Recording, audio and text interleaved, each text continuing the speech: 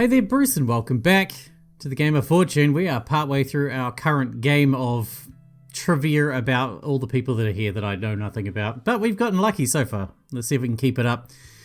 So for this one, they suffer physical pain when they do. So I'm going to go with, why doesn't Teresa take off her gloves? I might be wrong, but that'll only put us behind Philip. I pressed on the screen hoping this would be the right answer. Clyde, you selected, why doesn't Teresa take off her gloves? That is incorrect. Ugh. That's probably a good thing. There are a lot of nasty implications with that. They're all bad, Philip. Right, but that seems the most physically painful in my opinion. That's why I selected it, stupid. Must be like the pain I'm about to go through now. That's one wrong answer for you, Clyde. You know what that means? That you'll forgive me and not try to hurt me at all? You know, you can be so cute sometimes. Here's the answer to the question. A jolt of pain runs across my body as the entire podium surged with electricity. My muscles tightened and I almost fell over as I felt myself losing control of my body. Shockingly effective, isn't it? And that's just level 1. That's level 1?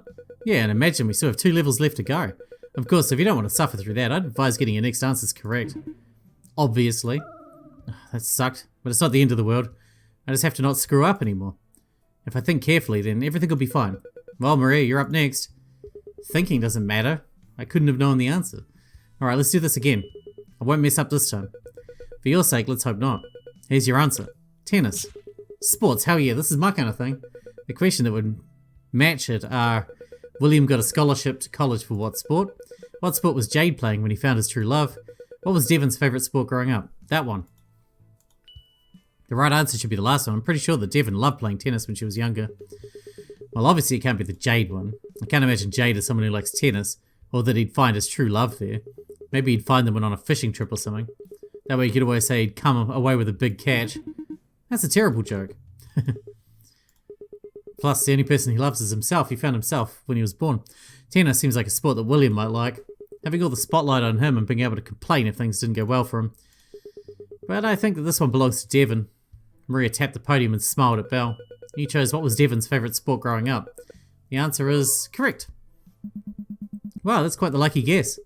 Well, it wasn't that hard actually. I saw Clyde smiling when the answer popped up. I brought my hands up to my mouth. Too late to hide it now, Clyde. Gotta be careful about that in future. I don't want to make this easy for any of them. Okay, you know the drill by now. Philip, you're up next. What information will you bring up now? You shall see. Your answer is Veronica Valentine. It's quite an appealing name. And the questions to match it? They are, what was Grant's ex-girlfriend's name? Who did Jade cheat on his wife with? What character did Kishi dress up as Halloween last year? Why was that last one even a thing? Is Veronica Valentine some kind of new celebrity I haven't heard of? If she is, I haven't heard of her. I like to think I'm up to date with what's going on these days. Why not just ask Zeph? Excellent idea. Zeph, what did Kishi dress up as last Halloween? I ain't fucking telling you. It's probably a sexy nurse costume. It was not a sexy nurse costume. Also a sexy vampire then. She didn't dress up as a vampire either. But she did dress up as something sexy. Stop asking me these questions, I ain't giving you an answer. He didn't outright deny the last one. Hard to know for sure if it's the right answer. I can't imagine that Grant fellow had a relationship, really. He comes across as charismatic as a wad of wet toilet paper. And I know for a fact that Jade is unfaithful. So it must be that one. I don't think so. Philip slapped his hand on the podium and looked up at Belle with excitement. So you've selected who did Jade cheat on his wife with. That answer is incorrect. What? Guess I made a bad assumption. You went too off the mark. Jade is unfaithful. Just got the name wrong, that's all. You know? Of course I know. She told me the girl that she hated. Ah, that's right. You were there after... Philip's words were cut off as his podium sparked to life. Philip, unlike the others, collapsed right onto the ground after the electrocution ended. Holy shit, is he dead? No, he's not dead. Philip, get up. Don't be a drama queen. There's no drama in heart complications. You'll be fine. Your heart can take a few volts. How do you think that it beats? Slowly, Philip got back up to his feet and held tightly onto the podium to keep his balance. Damn, that was just one shock. I'm sure Belle won't actually kill us until the third strike, but that's still painful. See? Totally fine. You know who's next? It's our favourite skateboarder, Zeph. Pretty sure I'm the only skateboarder here. That doesn't stop you from being my favourite. Anyway, here's your answer. 200. Alright, just a plain old number. The questions that matching are, how many people has Teresa killed through gambling games? How many hours has Clyde spent playing MOBA-style video games? What's the most amount of weight Maria has deadlifted? It's gotta be that one. Well, I really hope Teresa hasn't killed that many people, because that'd be really fucked up if it's true. Not to mention it'd be dangerous for us. Well, she's already dead, so we don't have to worry about her. Maria, how much do you weigh? Did you know it's rude to ask a girl her weight? I don't give a damn about politeness here. Besides, it's obvious that you're in shape anyway. If I'm going to figure out whether you or not you could deadlift 200 pounds, I'm going to need to know how much you weigh. You can't tell just from her muscles? Maria struck a pose and flexed. She does look like she has strong legs. Damn right. Zeph turned his attention to me next and rubbed his chin. 200 hours, that's a lot. Is it? It's actually terribly small in the grand scheme of playing those types of games. Yeah, it's like noob hours. 200 hours would equate to around 8 days worth of playing time, which is absolutely nothing at all if you're a serious gamer. That's depressing. You look like the kind of person that really gets into games. Well, you're not wrong. The problem is you're wrong about how much I used to be into games. Yeah, let's go with that. Zeph tapped his screen and looked at Belle. Our hours are way higher than that, right? Because we were going to be a professional gamer. How many hours has Clyde spent playing MOBA-style video games? That is incorrect. What? You're off by a few hundred hours. A few hundred hours? How many hours can you put into that kind of game? A lot. So what, 400? 500? More than that? Look, I was addicted to those games. I spent a lot of time on them. But that long in a single game type? Not even like other stuff? You gotta vary up here.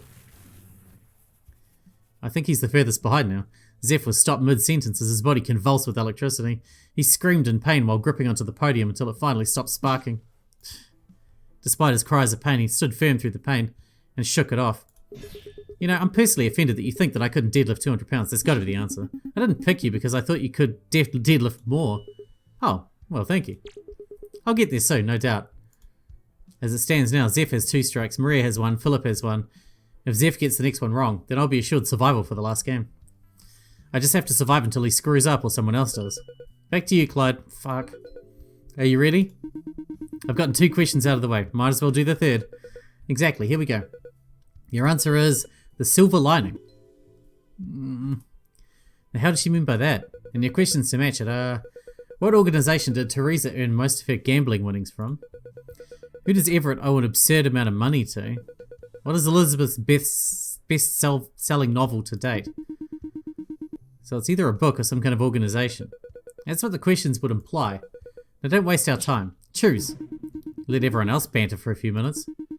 But whatever, I'll manage. I'm going to save anyway. Let's just think these over quickly. Could Teresa have earned gambling winnings from some organisation called the Silver Lining? I'm not sure. Maybe it's a casino. It sounds like something that might be some kind of place to earn money.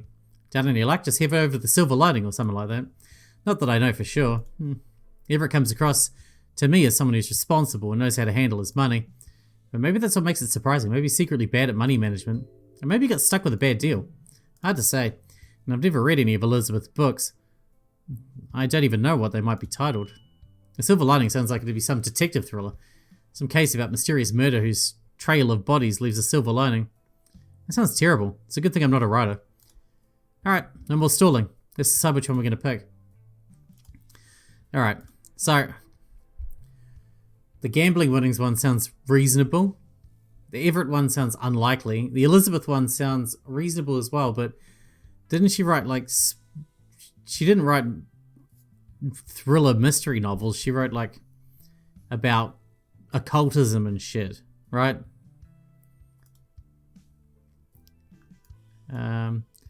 Wait, where are we? I forgot we had this here.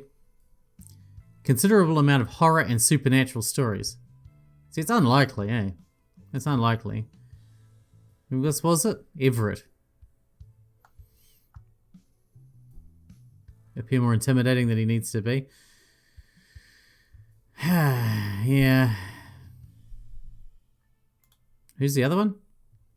This one, Teresa. Teresa's one of the hat ladies, right? I don't know anything about these people. Oh, no, it's this lady. Oh, okay. It's got to be her, right? Alright. I'm going to roll with that one. Clyde, you selected what organisation did Teresa earn most of her gambling winnings from? That is correct. Ooh. What the heck is a silver lining anyway? From what I understand, they're a collective of various banks and payday loan companies. For every dark cloud in your life, there's a silver lining. That's their motto. You ever had to take out a loan from them? No, but I did run into a few downtrodden folks that did. They have some interesting repayment plans. Does it involve broken kneecaps? Does it involve gambling? In extreme cases it does, but they might also just have some casinos in their collective as well. That would explain Teresa's winnings at least. Well, that's 3 questions down for Clyde. Time for your third, Maria. Third time's a charm, ain't it? So goes the saying. It should be 4, but Anyway, here's your answer. The eccentric adventures of Felix Sylvester. Belle, come on, you gotta stop making things up to try and stump me. I would do no such thing. Every answer I give is a proper response to a proper question. And here they are. What play did Philip write in his early 20s? What is the title of Lilith's blog? What book did Elizabeth gift to one of her former students? Can't imagine Lilith having a blog. Especially not one named after some Felix Sylvester person, whoever that is. So, Philip, you ever write any plays? I definitely tried my hand at playwriting when I was younger. But did I write that particular play? Who's to say? I think it's that one. I think it's Philip. I don't know if Elizabeth would ever write something that sounded too fun. She seems so stern. I'll bank that you wrote this one, Philip. That's my guess too. Maria tapped her finger on the podium screen. You chose what play did Philip write in his early 20s. That is incorrect. Fuck, did Lilith really have a blog? You'll have to ask her that. Or maybe Elizabeth if she handed an old student of hers a book. Well, whatever. Bring on the sparks, I can handle it. I'm sure you can, but let's give them a show all the same. Maria's podium flared to life with electricity once again, and she convulsed violently as the sparks jumped from the podium to her body. The only thing keeping her standing up straight was her iron-like grip on the podium. Once it ended, she slapped herself in the face a few times. See, I told you I could handle it. I'm not sure you should be proud of your resistance to electricity. It's all about pain management. I can handle pain easily. No amount of pain resistance will stop Belle from killing you. He's right, but don't forget that you're in the danger zone as well, Philip. So let's bring up your next question. Or rather your next answer, which is 60. Numbers. Not again. Don't fret, numbers aren't so bad. For example, you only have 3 questions to choose from. How long has Everett existed? How many sport trophies does William have? How many arrests, on average, per month did Alphonse make when he was a police officer? 60? Okay, this is good. No need to do any mathematics. So let's see. 60 arrests a month seemed like quite a lot. Also, I didn't know that Alphonse was a police officer. That was way back in the day, apparently. Well, I guess it's not a surprise when you go from police work to private investigator. I don't imagine William that has that many trophies. No. Even if you did sports from a young age, you'd need a lot of victories to have that many, and be good enough to earn them. But Everett does not look like he's 60. Everett looks as though he could be 60 years old. I don't know why the wording on that one's so strange. Let's go with this one. Philip selected the option and looked at Belle. That can't be right. You selected how long has Everett existed. That is a weird way to phrase it. Is he a robot? That answer is correct. Okay, he is a robot. Cool. Everett's a robot. Or a homunculus. I'm guessing robot. We'll see. Correct, you can rest easy.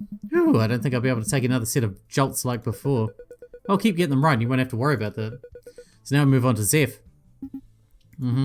Just give me the answer and questions. Getting a little tired of our game. I didn't say that. Good, because that would hurt my feelings. Anyway, here we go. Your answer is extortion. And your answers are, or your questions are, what crime did Grant commit 8 years ago? What is Kana teaching Kishi to be able to do? Why did Zeph take away Kana Umishima's immortality? Kana Umishima? You fucking asshole. That's not a question, Zeph. Please answer in the right format. You piece of... But, I mean, that's easy because it includes himself. Oh, that was fast. You selected why did Zeph take away Kana Umishima's immortality? That is... It's correct. You don't have to go through all this. Why would you even give me a question that I obviously knew? Well, way to spoil the surprise. That's why I included that question. Simple. Sometimes when you get a head injury, your memory can be spotty. Just making sure your noggin's still working right. I didn't believe that for a second. You don't have to. Especially since you've already gotten your answer. So let's move back to Clyde. Oh, great. Magical question number 4. Aren't you happy? Is this going to be the best question? It sure will be. Here's your answer. Supernatural empathy. Oh, this is going to be fun. You bet it will be. And here are your answers. What ability can my younger sister grant? What is Richard's supernatural ability? What ability did Laura give up to save her children? So that's a thing then? Supernatural empathy? Indeed it is. Quite the useful tool if you know how to use it. How would that even work? No point trying to figure it out at this moment. For now, I've just got to match the answer to the proper question. I have no idea. I have no idea if Belle has any actual siblings, though. No. I mean, I guess a goddess can have siblings, right? And if Belle can grant wishes, then maybe her siblings can do something similar. But then why make them so specific? Okay, what about this being Richard's ability? I don't know, it's possible, I guess. But yes, I have. Like, he's super empathetic to his father, not to anyone else, though. But, I mean, he is very kind. I haven't seen anything from Richard that would make me think he has super empathy. Like, how would that even work? Is he always feeling what other people are feeling? I guess I'm not sure about this one. And the last option is Laura giving up this ability so that she could save her children. How would that even work? Was it some kind of deal with the devil sort of situation? How does giving away an ability like that save her kids? It just seems the most bizarre out of all thus far. Well, one of them has to be right. Might as well try hope for the best. Well, we'd already be through it now if she hadn't given Zeph a freebie. Why didn't we get a freebie? Fucking hell.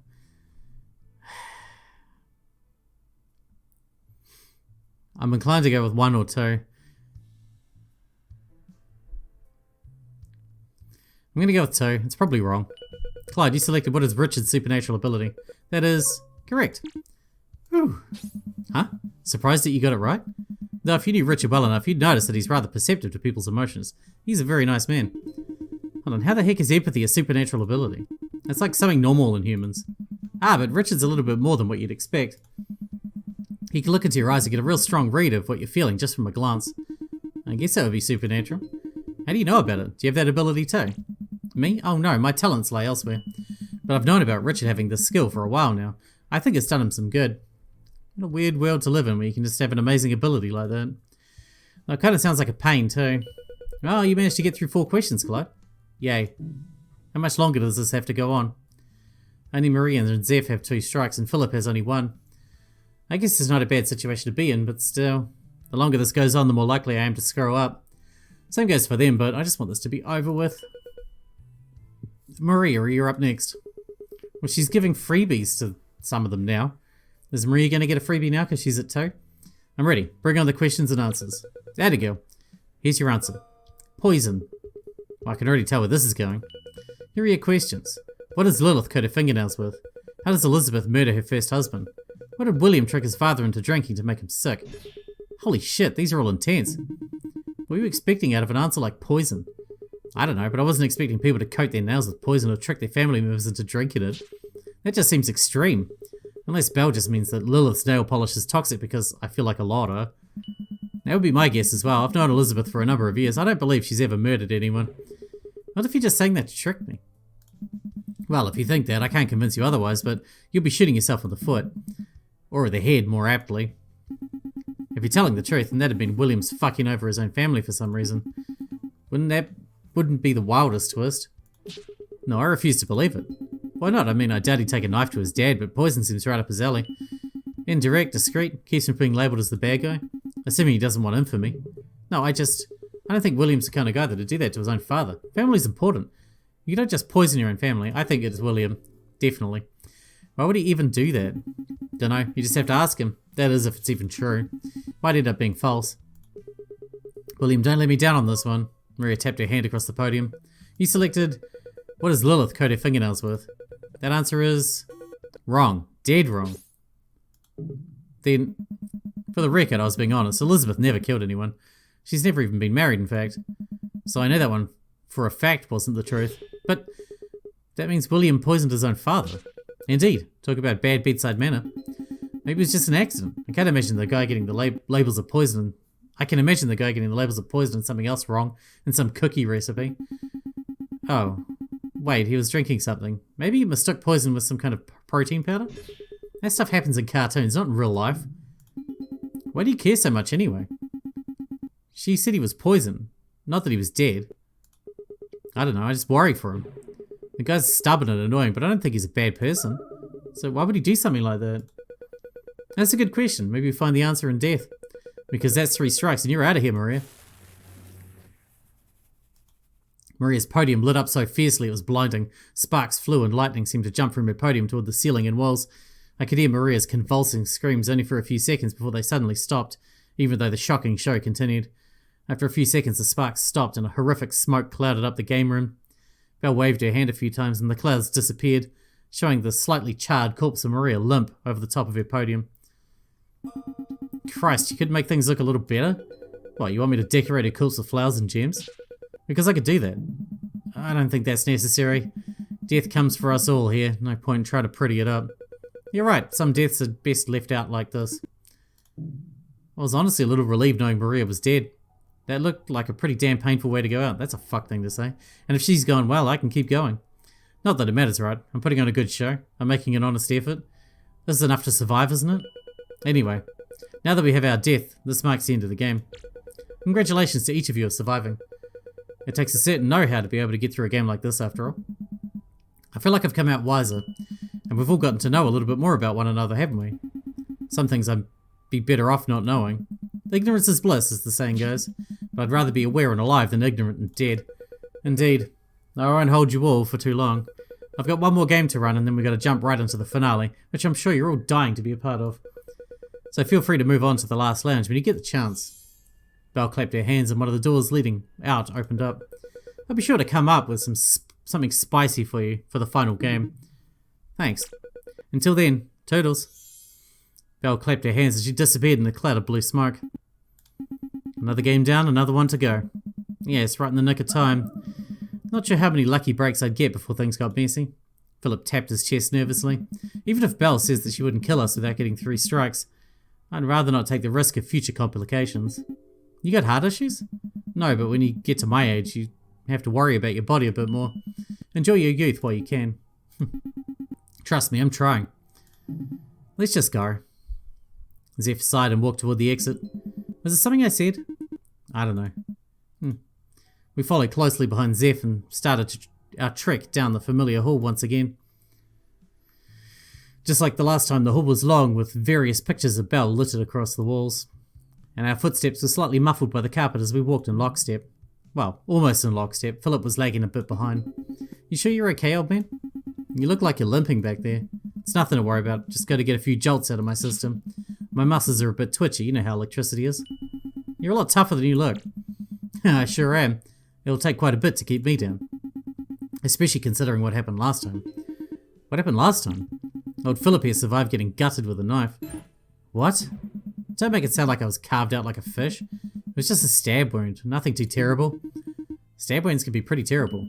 And yet here I am, alive and well. If anything, I'm more concerned over you. Me? From what I remember of that night, you nearly got killed yourself. All because you took away Kana's immortality. Well, at least now I know the reason.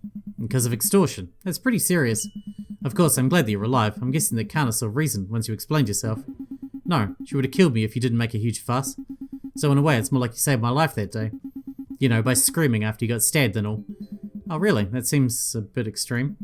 I've never known Kana to get that violent though. She's usually fairly reasonable. Granted, we don't speak that often, but who the fuck is Kana? Well, I'm telling you that she snapped. She would have killed me and Kishi because of some stupid wish.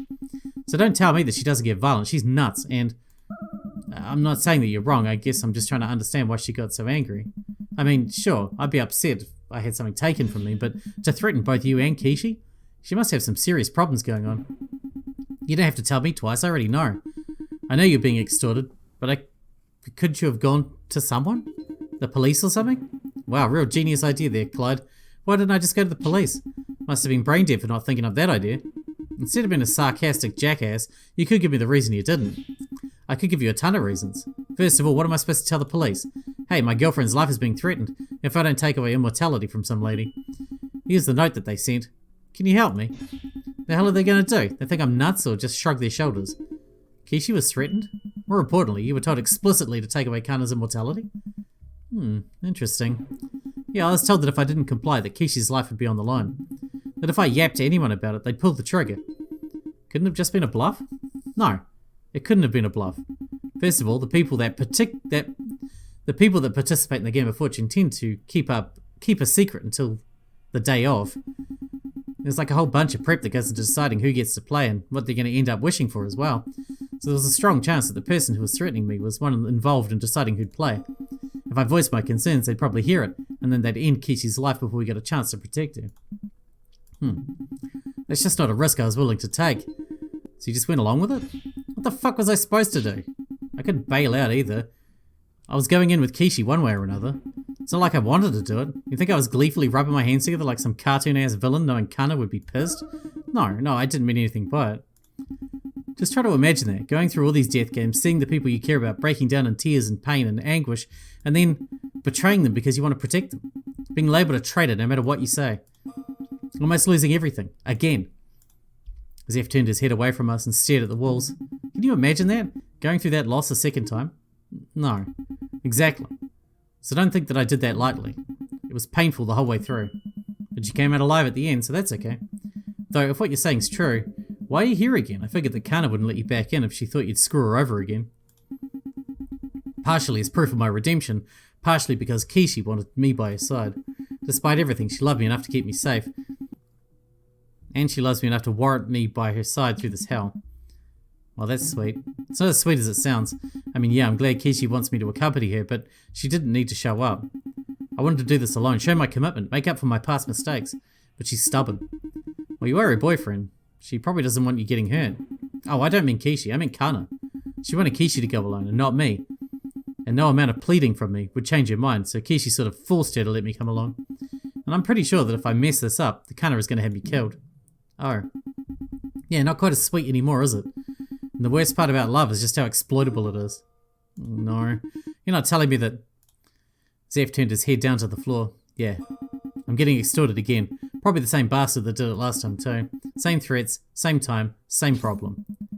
Zeph, surely you know better than to keep it a secret this time around, right? Right? Do I need to fucking repeat myself? But nothing's going to change if you just keep things to yourself. If this is the same actor, then you have to stop them from getting what they want. You have to put your foot down. Don't worry, I'm not going to be some pathetic chump like last time. So you got a plan then? Or maybe you told someone in private confidence. Kishi or Kana. Nope, I've been keeping this to myself. And really, I don't have much of a plan, just blind faith. Blind faith? No plan? Exactly what are you going to do? Nothing. I'm not going to listen to the arsehole telling me to fuck over Kana again. The way I see it, whoever's trying to screw Kana over must have some kind of plan set in stone, right? I'm just a piece of it. Maybe a big piece. If I screw over their plans, then everything will crumble to dust. At least that's what I'm hoping. That's what you're putting your faith in? I'm not saying it's the best idea, but there has to be a reason why they want me to keep Kana mortal. My guess? They want to kill her or keep her influence low. The people in the Digits of Eden consider immortality like a divine gift. I mean, in a way it is. But the point is that if you've got it, people respect you. Whoever is involved, they want her weak or want her dead. And they need me to make sure that she's one or the other. That's rough. I'm sorry you're in this position. I just hope that your plan works out for you. Yeah, me too. Honestly, I don't even know what will happen if I don't waver. It's possible I might just be making things worse, but I have to believe. I can't let Kishi down a second time. I just can't lose what I have. I can understand that. But why are you telling us this?